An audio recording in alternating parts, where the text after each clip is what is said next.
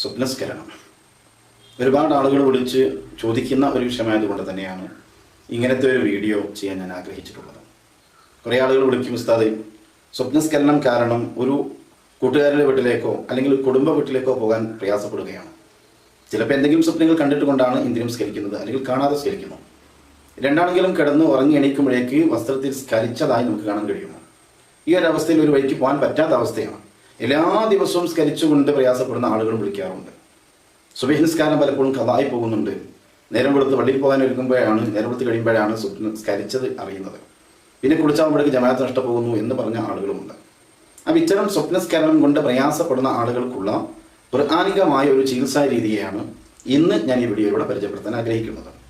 നിങ്ങൾ എൻ്റെ video subscribe ചെയ്തിട്ടില്ലെങ്കിൽ സബ്സ്ക്രൈബ് ചെയ്യുക. സാധാരണ പറയുന്നത് പോലെ തന്നെ ബെല്ലൈക്കൻ അമർത്തുകയാണെങ്കിൽ ഞാൻ പോസ്റ്റ് ചെയ്യുന്ന മുഴുവൻ വീഡിയോകളും നിങ്ങളുടെ മൊബൈലിലേക്ക് നോട്ടിഫിക്കേഷനായി വരും. നിങ്ങൾക്ക് ആവശ്യമുള്ളതെടുത്ത് കേട്ട് മനസ്സിലാക്കി മറ്റുള്ളവർക്ക് അറിയിച്ചു കൊടുക്കാൻ കഴിയും. സ്വപ്നസ്ഖലനം കൊണ്ട് പ്രയാസപ്പെടുന്ന ആളുകൾക്കുള്ള ഖുർആനിക ചികിത്സ എങ്ങനെയാണത്? മഹാനായ അബ്ദുല്ലാഹി യാഫിയ റളിയല്ലാഹു തആല അൻഹു നിർദ്ദേശിച്ച ഒരു കാര്യം കാണാം.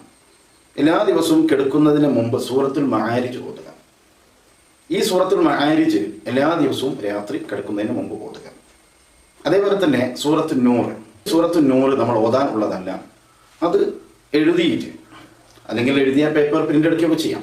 അതെടുത്ത് നല്ലപോലെ ലാമിനേഷനൊക്കെ ചെയ്ത് വളരെ വൃത്തിയായി നാം കിടക്കുന്ന ബെഡിൽ അല്ലെങ്കിൽ ആ ബെഡ്ഷീറ്റിൽ വെക്കുമ്പോൾ ശ്രദ്ധിക്കേണ്ടത് അത് അനാദരവ് വരുന്ന ഒരു രൂപത്തിലും ആവരുത്. നമ്മുടെ കാലിൻ്റെ ഭാഗത്തോ അല്ലെങ്കിൽ നമ്മൾ ഒന്നുമില്ലാതെ തൊട്ടുപോകുന്ന ഭാഗത്തേക്കൊന്നും ആവാതെ അല്പം വിട്ടുകൊണ്ട് നമ്മുടെ തലയുടെ നേരെയായി തലയിണ വെച്ചതിൻ്റെ നേരെയായി അല്പം വിട്ടുകൊണ്ട് നമുക്ക് വെക്കാം.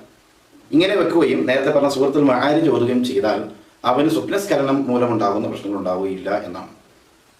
മഹാനായ അബ്ദുല്ലാഹി നാഫി റളിയല്ലാഹു തആല അൻഹു പറഞ്ഞ ഈ നിർദ്ദേശം കിതാബ് ദുർറുൻ നദീമിൻ്റെയും അതേപോലെ തന്നെ ഖസീനത്തുൽ അസ്റാറിൻ്റെയും ഒക്കെ ഏടുകളിലൂടെ പരതിയാൽ നമുക്ക് കാണാൻ കഴിയും.